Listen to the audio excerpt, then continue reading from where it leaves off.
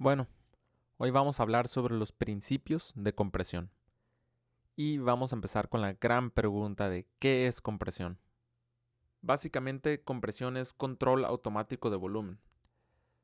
Déjenme mostrarles a qué me refiero. Esta es una grabación de voz que no tiene nada de compresión y está un poquito descontrolada. Pero vamos a escucharla sin compresión y vamos a escuchar por aquí que en la palabra shore se pone un poquito fuerte. Entonces vamos a escucharla sin compresión y después voy a activar el compresor y vamos a poder escuchar el control automático del volumen. Así que aquí está sin compresión.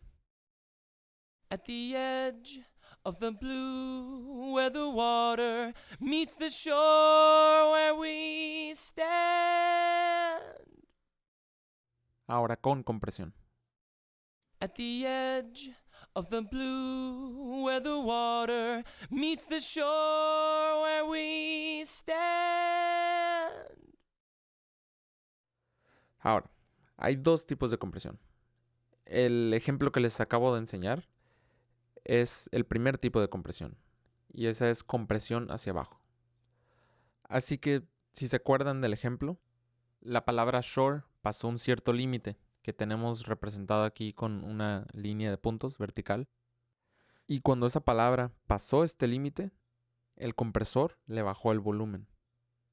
Hubo un par de palabras antes que también cruzaron ese límite y sufrieron algo de reducción, pero la principal, la que causó mayor reducción, fue la palabra shore.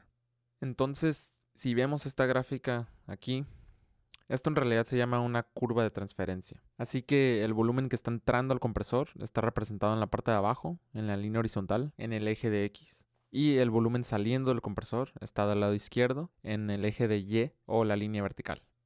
La línea azul diagonal lleva una proporción de 1 por 1, lo cual significa que el volumen que entra es igual al volumen que sale. Y la línea roja es el volumen ya comprimido a una proporción mayor que 1 por 1. Así que familiarícense con esta curva de transferencia.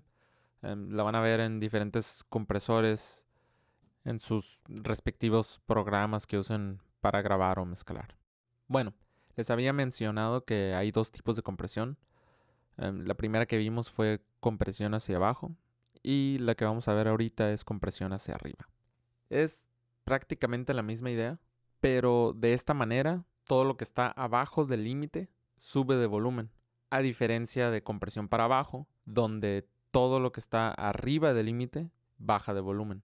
Entonces, en compresión para arriba, lo de abajo del límite sube de volumen. Casi todos los compresores utilizan compresión hacia abajo. Hay algunos preajustes en algunos compresores digitales que puede que digan compresión hacia arriba o upward compression, pero casi les puedo garantizar que en realidad se trata de compresión hacia abajo. Realmente todavía no he encontrado algún compresor que implemente auténticamente compresión hacia arriba, así es que si saben de uno, por favor, manden un mensaje, háganmelo saber. No estoy muy seguro si existe uno en realidad, pero si llegan a encontrar uno, avísenme. Bueno, vamos a aprender un poquito más sobre compresores y compresión.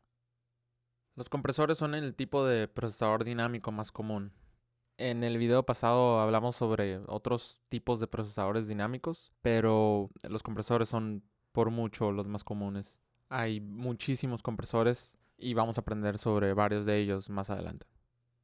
Ahora, estos compresores pueden ser unidades físicas en su estudio casero o en algún estudio profesional, o bien pueden ser plugins en el programa que estén utilizando. Varios de estos plugins de compresores con los que se puedan encontrar están modelados tras compresores reales que se han ganado su lugar en muchísimos estudios por su sonido. Y es por esto que los fabricantes de plugins han decidido hacer recreaciones digitales de estas piezas. También nos vamos a encontrar con muchos plugins compresores digitales que no están modelados tras ninguna pieza de equipo real o física y que son creaciones puramente digitales. Y vamos a ver varios de esos. Los compresores reducen el rango dinámico en señales de audio. Hablamos sobre rango dinámico en el video pasado. Así que los compresores reducen la diferencia entre las partes bajas y altas en cuanto a volumen de una señal de audio. En otras palabras, hacen que las partes más bajas se escuchen más altas y las más altas se escuchen más bajas. Aquí tenemos una visualización de una señal no comprimida y aquí en la parte de abajo la misma señal pero comprimida. Aquí en las primeras dos frases podemos ver que la diferencia entre las partes más bajas y las más altas es mayor en la versión que no está comprimida. Y en la versión comprimida aquí abajo, la diferencia se redujo, es más chica.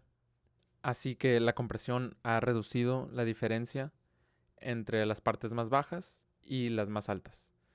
Entonces, esencialmente ha comprimido el rango dinámico.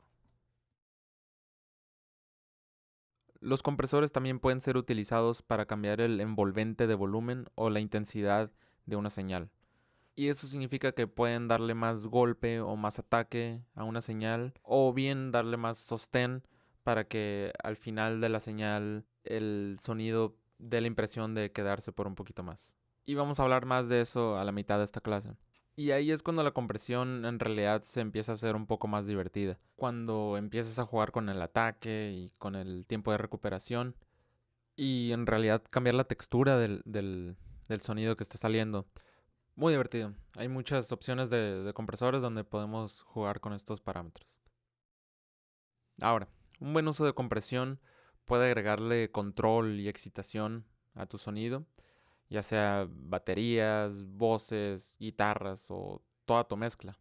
Así que un buen uso de compresión, pues suena bien. Ahora, en el otro lado de las cosas, un mal uso de compresión puede destruir un sonido y quitarle la vida a tu sonido. Así que ojalá esa sea la razón por la que estás tomando este curso, para aprender a usar un compresor correctamente y no destruir el sonido que estás tratando de mejorar. Entonces les quiero demostrar cómo se podría escuchar eso.